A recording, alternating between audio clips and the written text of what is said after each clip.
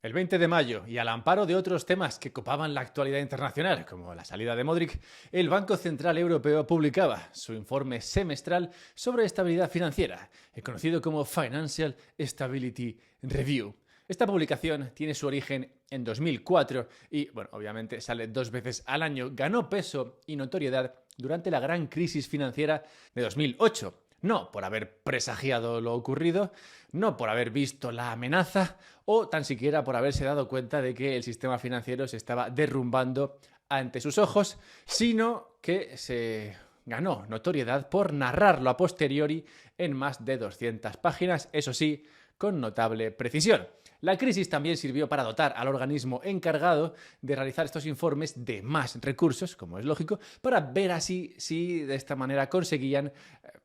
atisbar la siguiente crisis antes y no después de que ocurriera, que sería lo ideal. A resultas de este crecimiento del presupuesto, el Financial Stability Review ahora vigila de cerca riesgos potencialmente dañinos, destructores para la economía europea, como por ejemplo el cambio climático y las meme coins. Pero también, como destacan en su último informe, el oro físico, al que atribuyen la capacidad de desestabilizar el sistema financiero, aludiendo a la necesidad de un mayor control sobre él.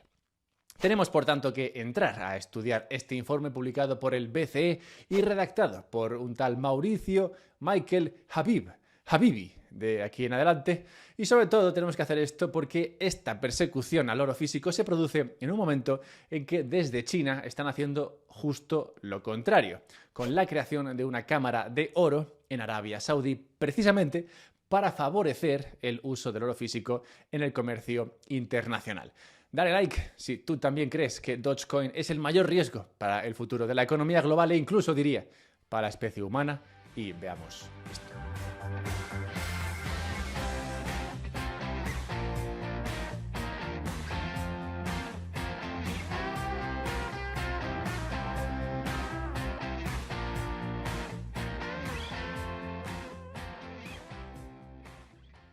Habibi centra su informe sobre el oro en el episodio vivido hace unas pocas semanas, cuando, como sabemos todos, la demanda de envío de oro físico por el mundo sacudió los mercados y llevó a temer incluso por la quiebra de algún eslabón de esta cadena. Hoy, gracias a este informe publicado por el Banco Central Europeo, sabemos que si bien esa quiebra no llegó a producirse, no llegó a darse, el riesgo estuvo tan a flor de piel, tan cercano, que el regulador europeo se plantea ahora proteger al sistema financiero de que un episodio similar se lo lleve por delante. Habibi explica que el oro ofrece dos características únicas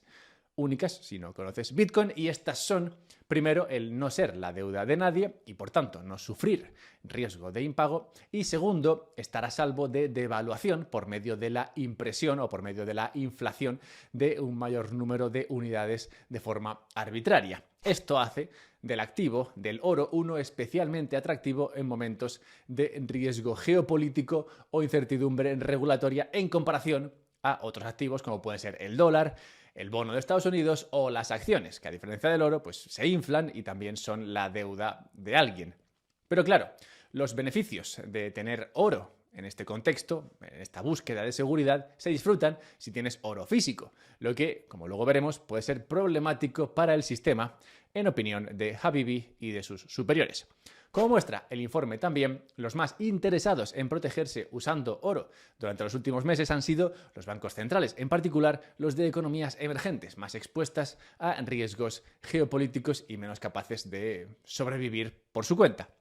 El oro, por tanto, puede, en ocasiones, ser un mercado dominado por unos pocos grandes actores, los que se conocen comúnmente como ballenas, las ballenas de toda la vida. La confluencia de compradores tamaño Banco Central en busca de protección y su preferencia por oro físico hizo que en los últimos meses crecieran exponencialmente las demandas de futuros sobre el oro con vencimiento físico en el mercado, es decir, futuros que el vencimiento, cuando por fin vence el futuro, obligan al vendedor a depositar ese oro tangible, ese oro físico, ese oro que puedes tocar en las arcas del comprador, como si fuese Amazon, pero sobre oro y en futuros. El problema de este tipo de operativa para el Banco Central Europeo es que, claro, puede crear tensión en los participantes del mercado y provocar quiebras en cadena. Como explica Habibi, los costes de préstamo y abastecimiento de oro en el mercado de Londres, que es una de las principales, si no la única bolsa de oro físico en Europa, aumentaron. El estrés repentino del mercado y las interrupciones en el abastecimiento, envío y entrega de oro físico en contratos de derivados plantean la cuestión, dice Habibi, de si las contrapartes obligadas a entregar oro físico podrían estar en riesgo de incurrir en margin calls, peticiones de margen más elevadas y sufrir pérdidas. Esto se ha observado en otros mercados de materias primas no energéticas en el pasado. Lo que está planteando Habibi aquí, y es bueno explicarlo, es que el oro es un mercado con mucho papel, con muchos instrumentos financieros por encima del oro físico en relación a ese oro físico que lo respalda. Y esto puede hacer que en momentos de huida hacia el oro físico, que es justo lo que ocurre, que es justo lo que pasa cuando existe incertidumbre en el mercado, alguno de esos intermediarios se quede pillado. Alguno esté obligado a entregar un oro a quien sea que lo tenga que recibir, un oro que no puede entregar, un oro que no puede conseguir y que por tanto no puede entregar. Lo que en esencia para ese pequeño actor o grande, para ese intermediario, sería una quiebra. Una quiebra que a su vez podría arrastrar a sus acreedores, a los que están esperando ese oro, porque quizás esos también le deben ese oro a alguien. Y esto podría llevar a una situación de impagos en cadena, lo que arrastraría a su vez a otros, obligando a que en el próximo Financial Stability Review pues tengan que hacer un especial sobre cómo los gold bugs destruyeron el sistema. Añade Habibi que en Europa la exposición al oro fue de 1 billón con B de euros en marzo, un 58% más que el año pasado, y que la mayoría de estas posiciones tenían una contrapartida que se encontraba fuera del área económica europea, lo que incrementa el riesgo de factores externos que puedan afectar al oro y ponen en peligro el sistema financiero europeo. Cierra Habibi avisando explícitamente de este riesgo y explicando que la naturaleza del oro físico expone al mercado europeo a enormes pérdidas potenciales. Antes de analizar la relevancia de la publicación de este estudio por el Banco Central Europeo y del momento concreto en que se publica, si tú querrías tener oro físico en la cuenta de tu banco, tengo malas noticias. Pero tengo buenas si lo que quieres es tener oro digital, Bitcoin. Pues esto es lo que ofrece The Block. The Block es una cuenta bancaria como la de un banco corriente, solo que te permite tener Bitcoin en tu balance, de tal manera que puedes usarlo como si fueran los euros que tienes en la cuenta bancaria de tu banco de toda la vida. Lo más interesante, sin duda, es que el monedero de The Block es de autocustodia, es decir, tú mantienes el Bitcoin en propiedad y puedes acceder a él incluso si The Block desapareciera. Gracias a esta forma interesante de operar, no tendrás que explicar procedencias de fondos ni pasar ningún tipo de control sobre tu Bitcoin, ya que en esencia el Bitcoin se mantiene siempre en tu propiedad. Con su aplicación podrás ir gastando Bitcoin en lo que te apetezca, a través de transferencias bancarias con un IBAN que provee The Block o de pagos con tarjeta Visa, que además es personalizable y te devuelve un 1% de tus compras. También puedes tener saldos en euros o puedes tener saldos en dólares digitales y obtener una rentabilidad sobre ellos de hasta el 6% usando los cofres disponibles desde la aplicación. Así que, pues nada. Si quieres no gastar y dejarlo ahí, pues puedes conseguir ese 6%, incrementando así la cantidad de tu ahorro, igualmente con el mismo sistema de autocustodia. Así que míratelo, esto de The Block, si llevas tiempo pensando en cómo puedes usar tu Bitcoin de más maneras, descárgate la aplicación y usa el código UPSB3 para tener 3 meses de The Block Premium. Habibi. Ay, Habibi. La lectura obvia de la publicación de este estudio en el Financial Stability Review, que como he dicho publica el Banco Central Europeo, es que este Banco Central Europeo ve el oro físico como un riesgo que sería capaz de desestabilizar el sistema financiero de la Unión Europea. Sin embargo, no entra a valorar si la vía para atenuar este riesgo, para reducir este riesgo, sería desincentivar la liquidación física del oro, o, por el contrario, si lo que podrían hacer sería incentivar este comercio. El problema del oro, al menos uno al que los bitcoiners nos referimos con frecuencia, es la centralización a la que tiende. Pues este es básicamente el problema al que se refiere Habibi en su informe. En Europa resulta que hay básicamente un custodio de oro, Londres, y hay unos procedimientos para la liquidación de oro físico hay unos procedimientos que obligan a hacer una serie de cosas que impiden que sea este mercado uno dinámico, lo que incrementa, claro, los riesgos para todos los participantes, porque tienes que pasar por muchos pasos y hacer muchas cosas para que ese oro vaya de un sitio a otro de la manera adecuada y pase todos los controles, y por tanto ese mayor riesgo, esos mayores controles, esas dificultades para el movimiento de oro incrementan el coste de funcionar, el coste de liquidar oro físico en la Unión Europea. Sin embargo, como demuestra el momento actual de mercado, de riesgo geopolítico, si el contexto de incertidumbre es suficientemente elevado, el mercado asumirá ese mayor coste de funcionar con oro físico, poniendo, como explica el estudio, en riesgo al sistema de oro-papel construido por encima. Pues si el oro físico no se mueve, el oro-papel, esa cantidad de oro-papel que hay por encima, está en riesgo de no poder liquidar y está en riesgo, por tanto, de quebrar a los participantes de ese mercado.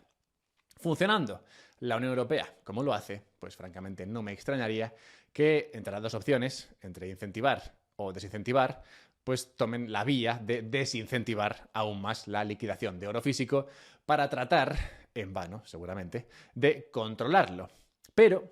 como he dicho al principio, casi más interesante que esta lectura, que es bastante obvia para lo que es la Unión Europea, pues más interesante que esto es que Europa está preocupada con el uso de oro físico en su región en un momento en que China está incentivando justo lo contrario. China ha llegado a un acuerdo con Arabia Saudí para crear una cámara para almacenar oro físico en Arabia. Obviamente, en Arabia ya hay cámaras para guardar oro, o sea, lo que hace especiales a esta y otras cámaras que se están planeando en Malasia y Singapur es que su objeto es servir como bolsas de comercio para el intercambio local de yuanes, es decir, de la divisa china, por oro.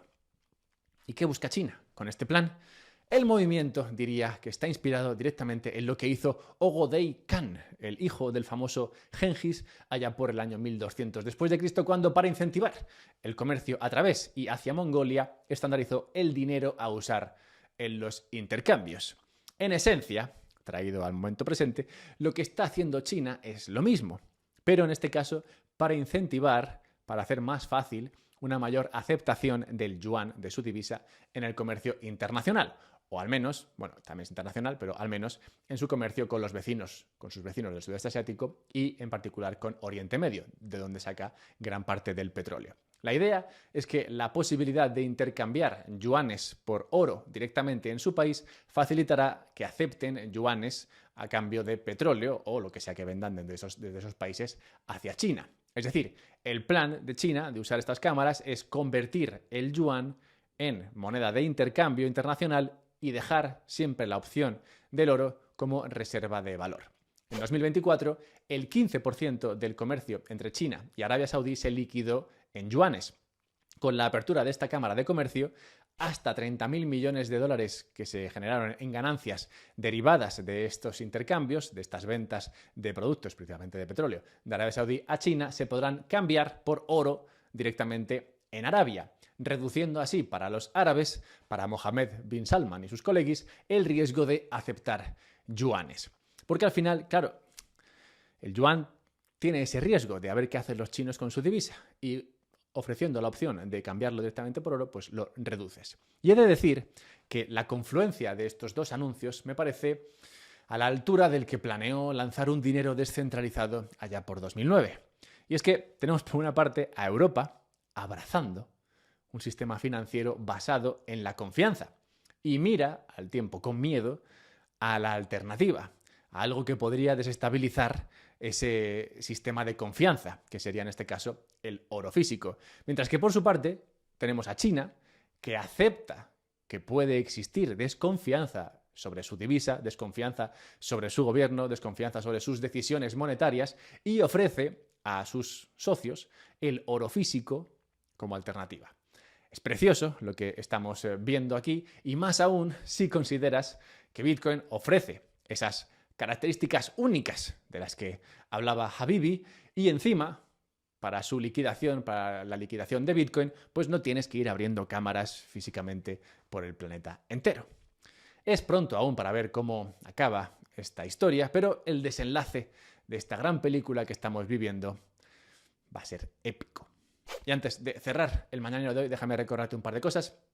La primera cosa que te quiero recordar es que hay una newsletter y te puedes suscribir a ella. ¿De qué va la newsletter? Pues va de cosas como las que trato aquí, pero un poco más en detalle y un poco más en texto, que te da otras libertades, otras opciones, el poder hacer esto con la palabra escrita. En la última hablábamos del coste que tiene perder el estatus de moneda reserva global, un coste que tuvo que asumir Reino Unido durante los últimos 100 años y que es bastante brutal. Y me parece interesante abordarlo en relación a lo que puede pasar con el dólar en los próximos, pues no sé, 100 o 200 años. No te creas tú que será una cosa de mañana. Así que si quieres leerte ese, pues está allí. Y si te quieres leer el siguiente, pues suscríbete. Está el enlace en la descripción, donde también está un enlace hacia CoinTracking. CoinTracking es un servicio que te ayuda a gestionar el tema de los impuestos, que bien se acerca ya si te has dedicado a comprar, vender criptomonedas durante este ciclo fiscal. Bueno, pues si has hecho esto y estás pensando qué narices le presento yo a la Hacienda ahora porque quieres estar tranquilo de cara a lo que te puedan decir desde ahí, pues CoinTracking te ayuda a poner esto de manera bastante limpita, con un lacito, y tú esto se lo mandas a tu gestor y tu gestor lo presenta y tú te quedas tranquilo, digamos, de cara a lo que pueden ser la presentación de impuestos en este año. Así que si te has dedicado a esto, has recibido airdrops o yo que sé, con lo que has subido Bitcoin, pues igual tienes unas ganancias ahí que has realizado para vete a saber qué, pues bueno, con CoinTracking y el código UPSB pues tienes mayores ventajas al usar sus servicios. Y cerremos hoy recordando el nacimiento en tal día como hoy de Ibn Khaldun, un historiador árabe del siglo XIV que, bueno, nació o vivió después de las grandes invasiones mongolas, que como te puedes imaginar me estoy leyendo ahora, pero como estuvo muy cerca de esas invasiones mongolas que llegaron también hasta la zona de Oriente Medio y llegaron incluso hasta Europa, pues reflexionó en sus escritos sobre los efectos y las consecuencias de estas invasiones. De hecho, hablaba en su teoría, la de Ibn Khaldun, del ciclo de las dinastías, de que los mongoles encajan como un pueblo tribal que conquista una civilización decadente, funda un imperio y luego se ablanda con el lujo urbano, cosa que me invita a pensar en lo que sería el sistema ideal, ¿no? Y sería conseguir el lujo derivado del progreso, pero también la resistencia frente a los ataques, sobre todo frente a los ataques básicos, como podrían venir de los esteparios o, no sé, de los dineros fiat.